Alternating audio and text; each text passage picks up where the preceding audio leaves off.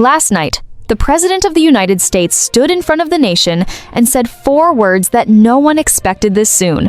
The war is nearly over. Donald Trump gave his first primetime address on the Iran war on April 1st, and what he said will shape the next 2 to 3 weeks of this conflict more than any missile strike. This is Hormuz Updates. Let's break it all down. Trump's speech was one of the most significant statements of this entire conflict, and not just because of what he said, but because of what it signals. He told the American public that the United States will remain in this war for 2 to 3 more weeks at most. He said the mission is nearing completion. And then he went further.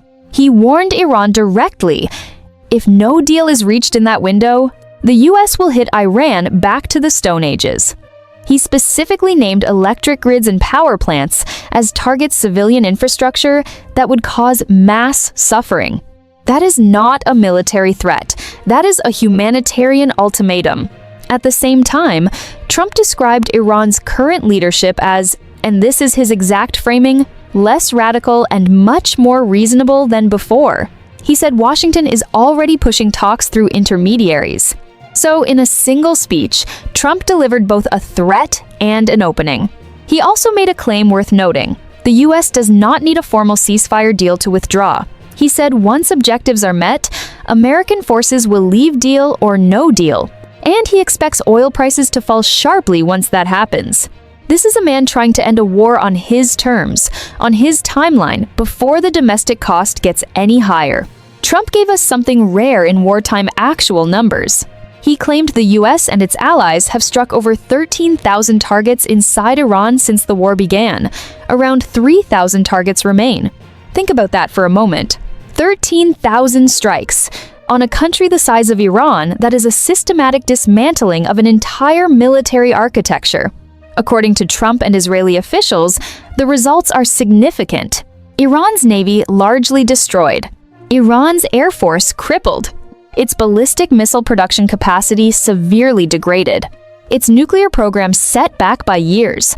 Its air defense systems over 80% eliminated, according to Israeli military claims. Now, governments at war always present their own numbers favorably. Independent verification inside Iran is extremely limited right now. But even discounting for wartime inflation, the picture that emerges is of a military that has been fundamentally broken. Iran is not conceding anything publicly. Iranian officials are rejecting US demands as unrealistic. They are denying any interest in a ceasefire. And state media is running a consistent message. Iran is defending itself, it is resilient, and it will not be dictated to. On the Strait of Hormuz, Iran's position is unchanged. The strait remains open to the world, but not to Iran's enemies. That line is deliberate. It is a message to China, to India, to Europe, to the developing world. Your trade is safe, as long as you stay neutral. Iran also repeated its warning on ground troops. If the United States sends soldiers into Iranian territory, Iran says it will target Israeli and US-linked sites across the region. That threat is designed to keep the war in the air and off the ground. Drone and missile responses from Iran continue. One notable report: an Amazon cloud data center in Bahrain was reportedly damaged in a recent strike. If confirmed, that represents a deliberate hit on Western digital infrastructure, a new category of target in this conflict. While Trump speaks of wind down, Israel is still operating at full speed. The IDF announced 2 major targeted eliminations in the last 48 hours. First, Haj Yusuf Ismail Hashem, a senior Hezbollah commander running the southern front, killed in a strike in Beirut. Second, Mahdi Vafai, head of the Quds Force engineering branch in the Lebanon area. He was responsible for building and maintaining Hezbollah's underground tunnel and bunker infrastructure, also killed.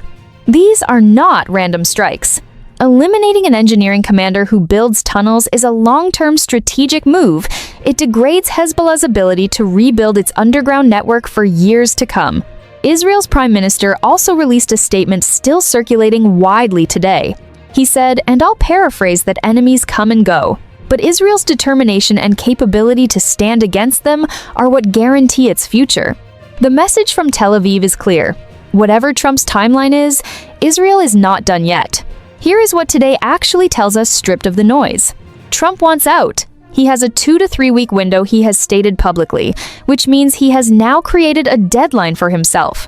That is either a negotiating tool, a domestic political signal, or both. Iran will not say it wants a deal, but it needs one. Its military is broken. Its economy is under extreme pressure. Its new leadership is, by Trump's own description, more pragmatic. The question is whether they can accept terms that don't look like total surrender. Israel is not ready to stop. It is still running high-value eliminations and claiming continued operational success. Whatever ceasefire framework emerges will need Israeli sign-off, and that is not guaranteed. And underneath all of this, oil prices remain volatile, Houthis are still firing from Yemen, and Hezbollah is still active in Lebanon, even if at reduced capacity. The war is not over, but the shape of its ending is starting to come into focus. Trump has given this war a public deadline 2 to 3 more weeks. He is threatening devastating strikes if no deal, while simultaneously describing Iran's leadership as reasonable. That is the language of someone preparing an exit. Iran is publicly defiant but militarily crippled. 13,000 targets struck, Navy gone, Air Force gone, nuclear program set back. Israel eliminated 2 senior Hezbollah and Quds Force commanders in the last 48 hours and shows no signs of slowing down. The next 2 weeks will determine whether this ends in a negotiated wind-down or one final devastating escalation before a ceasefire is forced. We'll cover every development as it happens.